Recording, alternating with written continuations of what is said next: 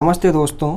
आज जो पाकिस्तान के ख़िलाफ़ हमारे इंडिया में युद्ध की स्थिति बन रही है, उसको सोचकर तो सबसे पहले एक ही बात ध्यान में आती है, क्या चीन और बांग्लादेश दोनों पाकिस्तान का साथ देंगे? तो देखो, इस पर मैं कुछ चर्चा करना चाहता हूँ। सबसे पहले तो अगर बांग्लादेश भारत के ख़िलाफ़ जंग की शुरुआत करता है तो ये सबसे बड़ी बांग्लादेश की गलती होगी, क्योंकि चाहे भारत किसी भी हालत में हो, अगर बांग्लादेश ने डिफेंस का इस्तेमाल किया भारत के खिलाफ, तो बांग्लादेश अपनी ज़्यादातर ज़मीन खो चुका होगा, क्योंकि बांग्लादेश का डिफेंस सेक्टर बहुत ही कमज़ोर है। वो कुछ क्षण के लिए भी भारत के आगे टिक नहीं पाएगा।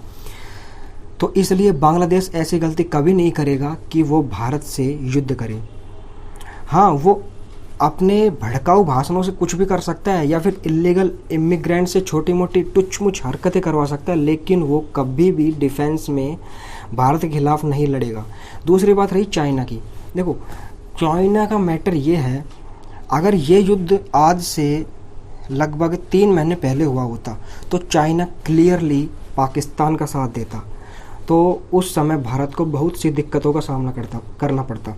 लेकिन अगर आज की बात करें तो चाइना क्लियरली भारत के खिलाफ युद्ध नहीं लड़ेगा।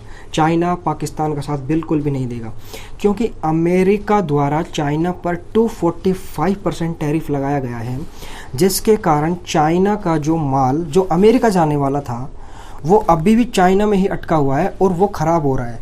अब वो अपने लिए एक ऐसे बाज़ार की तलाश में है जो अमेरिका का अल्टरनेटिव बन सके, जो उसका सारा सामान खरीद सके।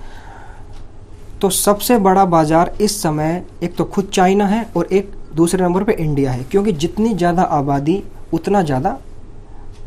उतनी ज़्यादा परचेजिंग पावर। तो सबसे ज़्यादा परचेजिंग पावर जो आजकल है वो इंडिया के पास है। तो चाइना इंडिया से बहुत बार ये नेगोशिएशन करने का प्रयास कर चुका है, भारत चाइना के लिए बाज़ार बने और चाइना भारत के लिए बाज़ार बने। लेकिन चाइना का जो इतिहास है वो भारत के लिए बिल्कुल भी अच्छा नहीं रहा है, क्योंकि उसने हमेशा भारत को धोखा ही दिया है। तो इसलिए भारत ने अभी ना तो हाँ कहा है इसके लिए और ना ही ना कहा है। रही बात अब चाइना के बने हथियारों की, तो चाइना तो देखो अपने उसको माल बेचना ही है, तो कुछ मिसाइलें कुछ ड्रोन्स वगैरह भेज कर वो ज़्यादा कुछ पाकिस्तान की हेल्प कर नहीं सकता, क्योंकि उसे इस टाइम भेजने हैं। और इस समय मुझे लगता है इंडियन नेवी ही सबसे ज़्यादा पाकिस्तान को हानि पहुंचाएगी, क्योंकि जो पाकिस्तान की नेवल पावर है वो सबसे कमज़ोर है। मैं एक डाटा शेयर करता हूं आपके पास। जो पाकिस्तान की आर्मी है उसमें ऑलमोस्ट 5 लाख सैनिक हैं, जबकि इंडियन आर्मी में लगभग 12,37,000 सैनिक हैं।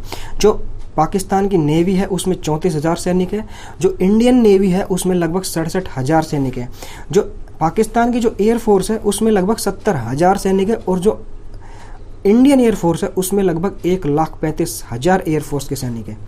और जो पाकिस्तान की पैरामिलिट्री फोर्सेस हैं उसमें लगभग 5 लाख के करीब सैनिक हैं, और जो इंडियन पैरामिलिट्री फोर्सेस हैं उसमें लगभग 25 लाख के करीब सैनिक हैं, जिसमें कोस्ट गार्ड, CAPF सभी पुलिस शामिल हैं। और अगर हम एयरक्राफ्ट्स की बात करें तो पाकिस्तान के एयरफोर्स के पास F-17 और F-16 दोनों प्रकार के एयरक्राफ्ट्स हैं, कुछ हेलीकॉप्टर्स भी हैं, कुछ ट्रेनर एयरक्राफ्ट्स भी हैं। लेकिन वहीं अगर इंडिया की बात करें तो इंडिया के एयरक्राफ्ट्स में सुखोई Su-30 है, MiG-29 है, राफेल है। इसमें मैं ट्रेनर एयरक्राफ्ट्स और हेलीकॉप्टर को ऐड नहीं कर रहा हूँ। तो ठीक है, तो लेकिन जो यहाँ पर साफ अंतर लग रहा है कि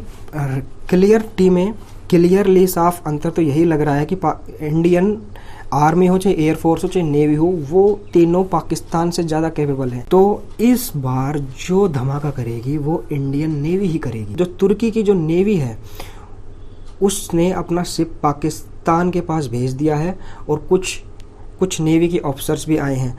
उसके बाद इंडिया की DRDO ने पानी के अंदर माइल्स बिछा दी है।